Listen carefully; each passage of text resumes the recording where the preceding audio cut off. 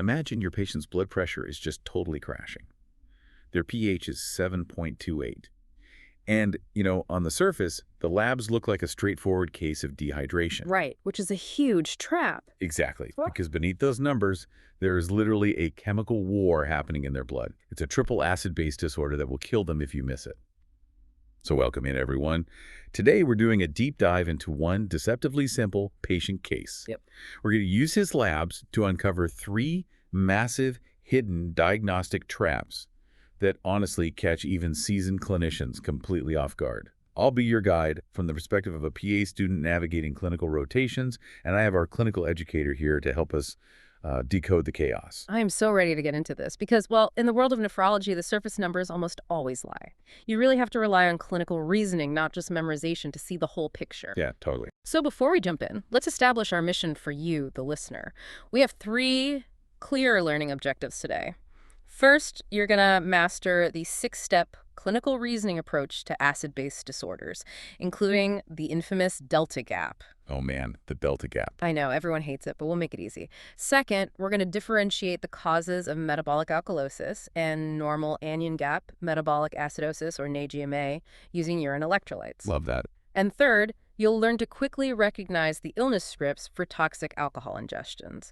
So let's bring in this anchor case. You're on an internal medicine rotation, and you get an admission straight from the emergency department. Right. Okay, so here's the patient. We have a 48-year-old man. He has a history of chronic kidney disease, CKD, secondary to hypertension, and his home medication list actually includes hydrochlorothiazide. Okay, keep that in mind. Right. So he presents with a 3-day history of severe vomiting and diarrhea.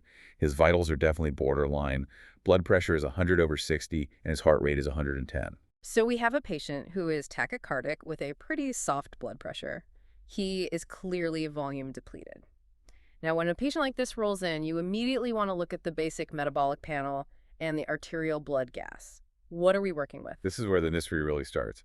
So his pH is 7.28, his PCO2 is 50, his bicarb is 20, and for the BMP, we've got a sodium of 132, potassium is 3.6, and chloride is 90. Okay, so to the untrained eye, someone might just look at that acidic pH and that low bicarb of 20, label it a metabolic acidosis, maybe hang a bag of fluids, and walk away. Which would be bad. Very bad. This is a classic board exam trap, so we are going to run these numbers through the full clinical reasoning engine. Yeah, so we can skip the absolute basics here. We see the pH is 7.28, and the bicarb is 20, so obviously the primary driver is metabolic acidosis. But, the body never just sits back and accepts an acidic environment. No, it fights back. Right. The lungs should immediately try to blow off CO2 to compensate. Exactly. The respiratory compensation should be nearly instantaneous. So let's pause right here. For everyone listening, what is the expected compensation here? How do we calculate it? Because if we don't calculate the expected PCO2, we are absolutely going to miss a secondary respiratory disorder entirely. And for a metabolic acidosis, we use Winter's formula to find that expected PCO2. Yep. Walk us through the math. Okay, so the formula is 1.5 times the bicarb plus 8, with a little wiggle room of plus or minus 2. Right. So for our patient, 1.5 times his bicarb of 20 is 30. We add 8, which gives us 38. Right. So we expect his lungs to drive that CO2 down to about 38. But his actual PCO2 on the labs is 50. Which means his lungs are failing to do their job. Yeah, I always think of Winter's formula as like a speed limit for the lungs. The lungs are supposed to be driving at a specific speed to blow off that acid. I like that. Right. And if they're driving way too slow, like retaining CO2 at 50 instead of blowing it off to get down to 38, they get a ticket. And that ticket is a secondary diagnosis of respiratory acidosis. Well, that is high yield. That analogy tracks perfectly. So he's exhausted from vomiting, or maybe there's some baseline pulmonary issue, but he just isn't breathing fast enough. The lungs are driving under the speed limit, so they get a ticket. Beautiful. So now we already have a metabolic acidosis and a respiratory acidosis. Next up is calculating the anion gap. And you should run this on every single patient with a metabolic acidosis, even if the clinical picture seems super obvious. Always check the gap. So the anion gap helps us see if there are unmeasured acids floating around in the blood. The formula is sodium minus the sum of chloride and bicarb. Let's run his numbers. Let's do it. Sodium is 132. We subtract his chloride of 90 plus bicarb of 20, so that's 132 minus 110, which leaves us with an anion gap of 22. And a normal gap is roughly 12. Exactly. So he has a high anion gap metabolic acidosis, which we commonly just call a HAGMA. Given his history, that's likely from his underlying chronic kidney disease. The uremia is acting as an unmeasured acid. The uremia is absolutely driving that gap up, but, and this is crucial, we cannot stop here. This is where most people close the chart, but we need to calculate the delta gap. The delta gap helps us figure out if there's a third disorder hiding behind all the noise. Okay, the math for the delta gap always trips me up a bit. It's the actual anion gap minus the ideal gap, and then you add that difference to the actual bicarb, right? That's the math, yes, but let's actually understand why we do it.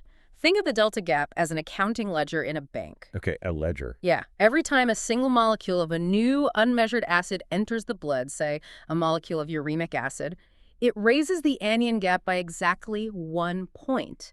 And to neutralize that new acid molecule, the body essentially spends exactly 1 molecule of bicarb. It's a strict 1-to-1 exchange. Okay, so if my anion gap goes up by 10 points, my bicarb should drop by exactly 10 points. Precisely. Now look at our patient's ledger. His actual anion gap is 22. The normal ideal gap is 12. That means he has an excess gap of 10 points. Right. So he spent 10 points of bicarb fighting off that uremic acid. Okay, let me think. So if a normal bicarb is 24, and he spent 10 points fighting the acid, his expected bicarb should be 14. Yes. If he only had a metabolic acidosis, his bicarb would be exactly 14. But look at his labs. What is his actual bicarb? His actual bicarb is 20, so it's much higher than the 14 we expected. The ledger doesn't balance at all. It doesn't, and this is a massive exam trap right here. A delta gap over 30, or in this case, just recognizing that there's extra bicarb, means something else is going on. He has 6 extra points of bicarb floating around that shouldn't be there. Wow. And that tells us that while the uremic acid is destroying bicarb, some other process in his body is secretly depositing extra bicarb back into the account. And a process that adds bicarb to the blood is, by definition, a metabolic alkalosis. That's our third disorder. Boom. He has a high anion gap metabolic acidosis from the CKD. Yeah. A respiratory acidosis because he isn't breathing off the CO2, and this hidden metabolic alkalosis. There is a literal chemical war happening in his blood, just like you said at the start. Now, clinical reasoning means connecting that math back to the bedside. Why would this specific patient have a hidden metabolic alkalosis? Well, if we look at the history, it lines up perfectly. He's been vomiting for 3 days. Every time he loses stomach acid, the stomach generates more bicarb to replace it, dumping that bicarb directly into the blood. Yep. Plus, he takes hydrochlorothiazide, which is a diuretic. Mm-hmm. That causes volume contraction, which we know drives alkalosis as well. So we have identified a metabolic alkalosis, but let's say you're faced with a different patient who has a primary metabolic alkalosis, and the cause isn't completely obvious from the history alone. You need to figure out exactly what is driving it. You're standing at a diagnostic fork in the road. What lab test do you order to decide which path to take? Right, so to crack an unexplained metabolic alkalosis, you have to check the urine chloride. Not the urine sodium, but specifically the urine chloride. Yes. Urine chloride separates metabolic alkalosis into 2 main pathways. We have saline responsive, where the urine chloride is low, usually less than 20, and saline resistant, where the urine chloride is high, greater than 20. Let's talk about the why here. What is the physiology of that saline responsive group? Well, if the urine chloride is less than 20, it means the urine is virtually empty of chloride. The kidneys are just desperately holding on to every drop of it. And they do that because the patient is volume contracted, like they are severely dehydrated. Right. The renin-angiotensin-aldosterone system, the RAAS pathway, goes into absolute overdrive. Yeah. The body senses the low blood volume. Aldosterone screams at the kidneys to save sodium to boost the blood pressure. And because chloride is negatively charged, it naturally follows the positively charged sodium right back into the blood. The urine is left with almost 0 chloride. So the typical illness script we see here is someone with severe emesis, nasogastric tube aspiration, or maybe someone who recently took a heavy dose of diuretics. Yeah. They are totally depleted. And because they are saline responsive, the treatment is pretty straightforward. You give them IV fluids, specifically normal saline, to shut off that RAAS overdrive. Unless they have congestive heart failure and you can't safely pump them full of saline. Oh, right. Good too. In those hypervolemic cases, you might use a medication like acetazolamide to force the kidneys to pee out the excess bicarb. But what about the other pathway, saline resistant, where the urine chloride is inappropriately high, greater than 20? In this group, the kidneys are just dumping chloride into the urine despite the alkalosis. These patients aren't dehydrated at all. In fact, they are usually hypertensive and volume expanded. The mechanism here is usually a mineralocorticoid excess. The body is just swimming in hormones that drive blood pressure up, drive potassium down, and kick protons into the urine. You'll see this in Cushing's syndrome or primary hyperaldosteronism. But let's dig into some of the more nuanced, highly testable causes, some bonus knowledge for resistant alkalosis. Have you encountered Little's syndrome? I have, yeah. I know it presents just like hyperaldosteronism with the hypertension and the alkalosis, but the actual aldosterone levels in the blood are incredibly low, right? Exactly. It's a rare genetic condition where there is an activating mutation of the ENIC channel in the kidney. The channel is essentially jammed in the open position, pulling in sodium and dumping potassium and acid, completely independent of aldosterone. Wow. And another fascinating cause of saline-resistant alkalosis is severe licorice ingestion. Wait, like actual candy? How does a candy cause a severe acid-base disorder? Real black licorice contains a compound called glyceric acid, and this compound causes a blockade of an enzyme in the kidney called 11-beta-hydroxysteroid dehydrogenase, or 11-beta-HSD. Okay, I definitely need the translation for that enzyme. What does it normally do? Normally, the kidney is packed with mineralocorticoid receptors that aldosterone binds to. But cortisol can also bind to those receptors, and we have way more cortisol in our blood than aldosterone. To prevent cortisol from constantly overstimulating the kidney, the 11-beta-HSD enzyme acts like a shield. A shield. Right, it converts cortisol into inactive cortisone right at the receptor site. Ah, so when the glyceric acid from the licorice blocks that enzyme shield, the kidney is suddenly just flooded by all the circulating cortisol. Precisely. The cortisol binds to the unprotected receptors and acts like a massive, overwhelming dose of aldosterone. The blood pressure skyrockets, potassium plummets, and you get a saline-resistant metabolic alkalosis with a high urine chloride. That physiology is wild. Okay, I want to shift gears for a second and go back to our anchor patient with the CKD. We established that his vomiting caused the hidden alkalosis. But he also had 3 days of severe diarrhea. Now, diarrhea usually causes you to lose bicarb directly from the gut, which results in a normal anion gap metabolic acidosis, or an AGNA. Right. In our patient, the uremia from his failing kidneys overpowered everything, giving him a high gap. But let's pause on our CKD patient. If his kidneys were healthy, he'd just have a pure angioedema from the diarrhea.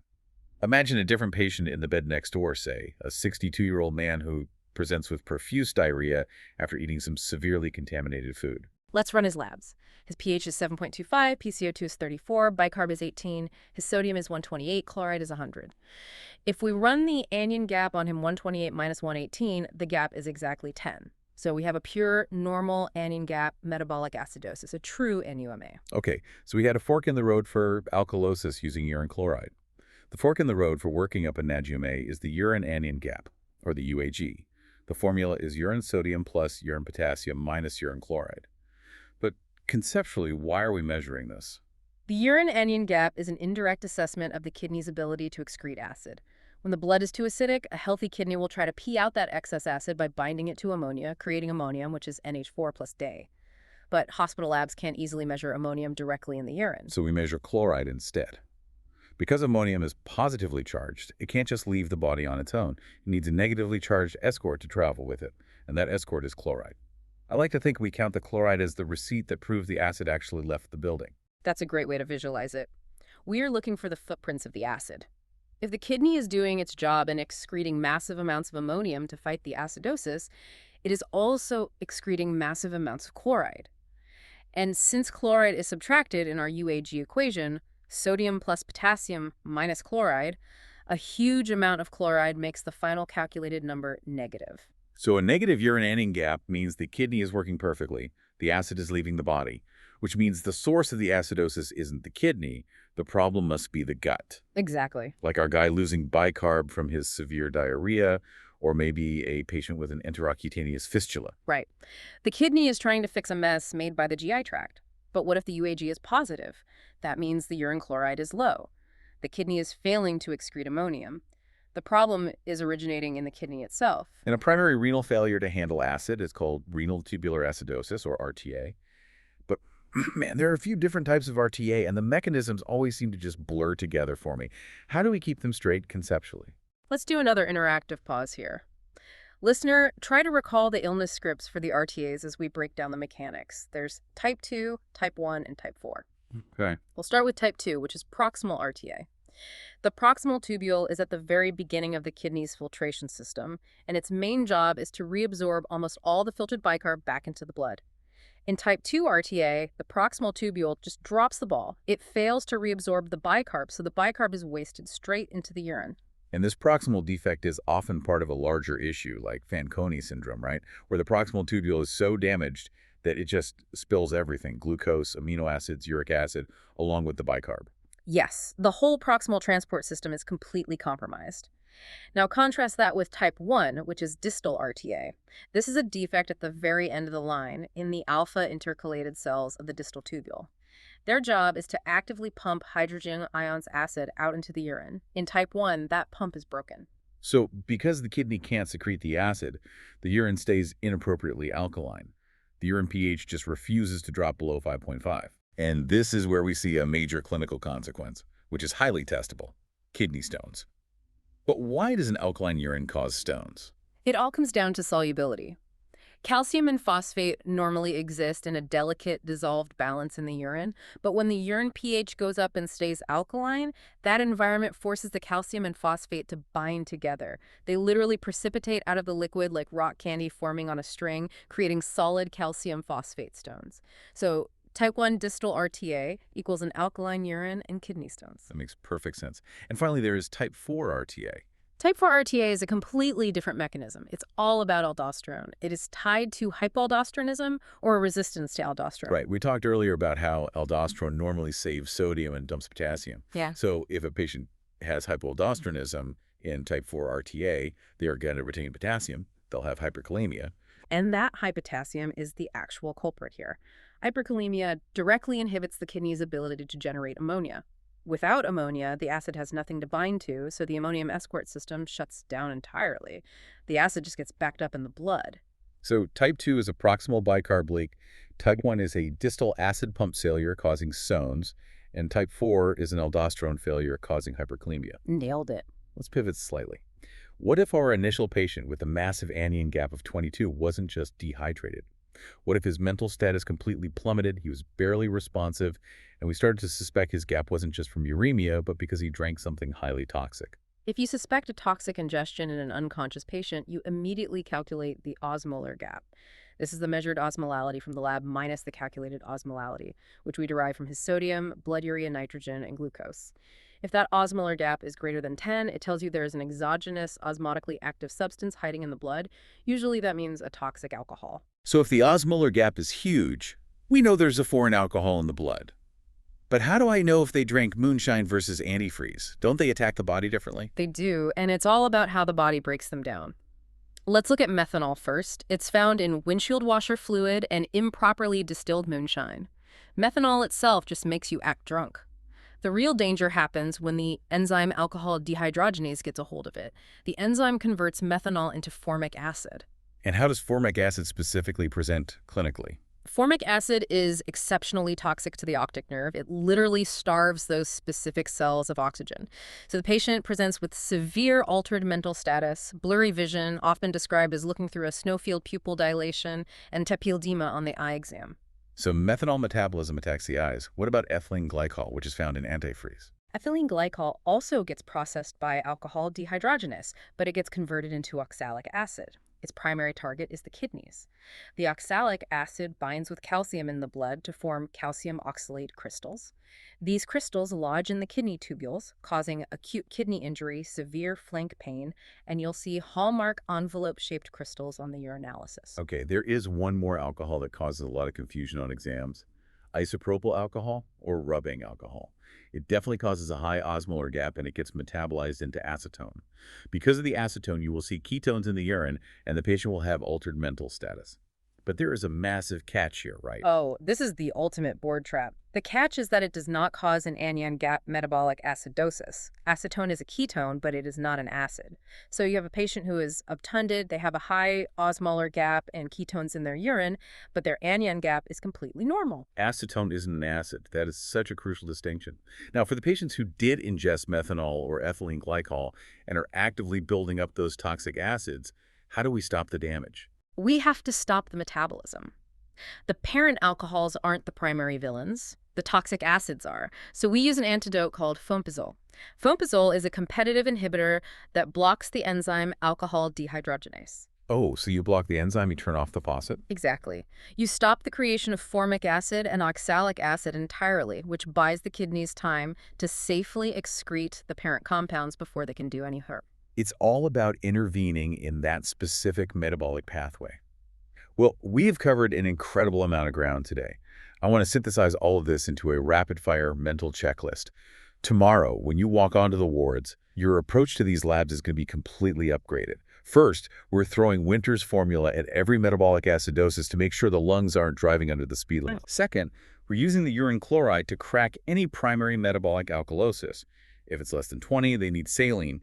If it's over 20, we need to look deeper at hormones or 11-beta-HSD blockade. Third, we're using the urine-ANGAC gap to hunt for the chloride receipt in an ADMERA. A negative gap means gut loss. A positive gap points to an RTA. And fourth, if we have an obtunded patient with a mysterious high anion gap, we're running the osmolar gap to hunt down toxic alcohols. That is exactly how you synthesize clinical reasoning. You aren't just reacting to a low bicarb anymore. You're interrogating the entire system. Now, listener, let's see how well you absorb that with 3 board-style questions. Let's do it. Question 1. A patient presents with a ADMERA, a positive urine anion gap, and a history of recurrent urinary calcium phosphate stones. What is the diagnosis? Positive UAG means it's an RTA, and the kidney stones give it away. It's type 1 distal RTA. Perfect. Question 2. A patient with severe hypertension has a metabolic alkalosis with a urine chloride greater than 20. Does giving IV normal saline fix this? Urine chloride over 20 means the kidneys are wasting it. It's saline resistant, so no fluids won't help. You suspect hyperaldosteronism, Cushing's, Little's, or licorice ingestion, and you treat with potassium-sparing diuretics. Spot on. Last question. A patient presents with altered mental status, a high osmolar gap, and visual changes including papilledema. What enzyme does the preferred antidote target? Blurry vision means methanol. The antidote is fompizole, and it targets the enzyme alcohol dehydrogenase. Fantastic. Before we sign off, I want to leave you with one final provocative thought. We spend so much time in medicine talking about acute acid-base crises, the dramatic ER presentations with toxic alcohols or severe dehydration, but chronic metabolic acidosis quietly wreaks absolute havoc on the body over months and years. Because the body is constantly trying to buffer that baseline acid, right? It never gets a break. Exactly. And where does the body go to find that buffer? It goes to the bones and the muscles.